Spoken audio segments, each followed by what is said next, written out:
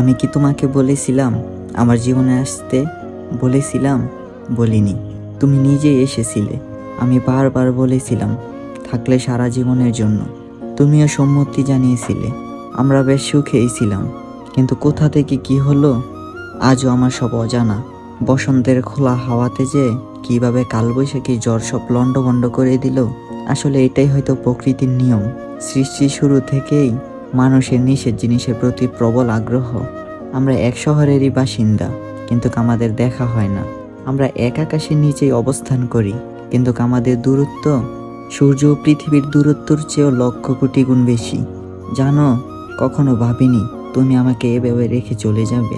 যদি ছেড়ে যাওয়ার ছিল, এত কাছে কেন এলে? বারবার ফিরেই বা আসো কেন? যতই বলি তোমার প্রতি আমার অনুভূতি নেই, ভালোবাসাকে দাফন দিয়েছে, ততবারই মনে হয় হৃদয়ে ধারালো ছুরি দিয়ে কেউ আঘাত করেছে। প্রচণ্ড যন্ত্রণা হচ্ছে, কিন্তু কাঁদতে পারছি না। এক আকাশ হাসির মাঝে আমার চোখের কোণে এক বিন্দু জল। তোমাকে আর বলবো না ফিরে এসো, কারণ এই তুমি আর সেই তুমি নেই। আমি শুনেছি মানুষ নাকি বদলায়, কিন্তু কখনোই তা দেখিনি। কিন্তু ভাবতেই পারিনি যে আমার মানুষটাও বদলে যাবে। এটাকেই হয়তো নিয়তি বলে। যাকে একবারের হলেও ভালোবাসা হয়, তাকে কি ভোলা সম্ভব? কই, আমি তো পারলাম না। আজও আমার বালিশ সাক্ষী, কত রাত আমার পোহায় নির্গুম, কত অশ্রু ঝরে এই চোখ থেকে।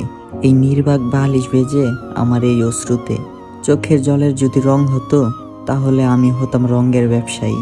বসন্তের মধ্যেও আমার জীবনে যেন শ্রাবণধারা। এই শহরের লাল নীল কাচের মাঝে আমি যেন সাদা কালো পেশাচিকতায় আবদ্ধ। আমার অনুভূতি সবার কাছে হাস্যকর মনে হলেও আমি জানি আমি কতটা অসুখী।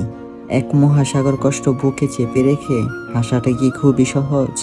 মাঝরাতে হুটহাট নিঃশ্বাস আটকে আসা মুহূর্তগুলো আসলে ব্যাখ্যা করা যায় না। আসলে ভালোবাসার অভিনয়টা দিনভর করা গেলেও রাতে পরাজিত অর্ধমিত আমি। নীরবতার রাতের কান্নাবিহীন শুধু চোখে জল আসে। ভিতরে আটকে থাকা আত্মাটা বাহিরে মিথ্যা হাসির উপর অভিযোগ করে। প্রতিনিয়ত আমাকে অভিশাপ দিচ্ছে এই মিথ্যা অভিনয়ের জন্য। চোখের নিচে লেপ্টে আছে জীবনের আসল গল্পটা।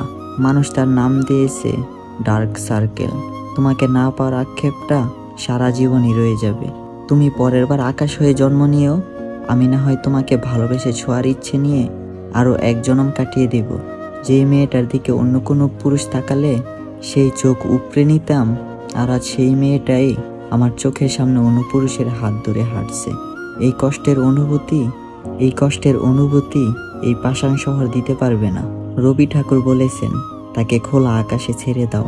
সে যদি তোমার হয়, তাহলে ঠিকই তোমার কাছে ফিরে আসবে। কিন্তু এত আগলে রাখার পরেও তুমি থাকলে না। আমি আজ থেকে 60 বছর পরেও বলবো, তোমাকে প্রথম দিনের মতো ভালোবাসি। আমি পরাজিত প্রেমিকা, অর্ধমৃত। দেখা যায় না হৃদয়ের ক্ষত। পরের বারও কি তুমি এই নির্দয় হৃদয় নিয়ে জন্মাবে? তখনও কি আমি তোমাকে এভাবে ভালোবাসবো? এটা কি একতরফা ভালোবাসা? আসলে পূর্ণতা পাওয়াটাই মূল না। আমি তোমাকে যেহেতু ভালোবাসি, সেহেতু যে কোনো অবস্থায় ভালোবাসবো। আমার চাওয়াটা বেশি নয়, শুধু তোমাকে সুখী দেখতে চাই। ভালোবাসলেই যে পূর্ণতা পেতে হবে এমনটা না, অপূর্ণতায়ও সুখ পাওয়া যায়। সে কি বলে তাতে কি যায় আসে? আমি না হয় বিরহ জমাবো তোমায় ভালোবেসে। তোমাকে না পাওয়ার আক্ষেপ, তোমাকে না ছোঁয়ার ইচ্ছে, তোমাকে না বলতে পারা শত কথা নিয়ে একদিন হারিয়ে যাব। পৃথিবীর এই নিষ্ঠুর নিয়মটা আসলেই অদ্ভুত।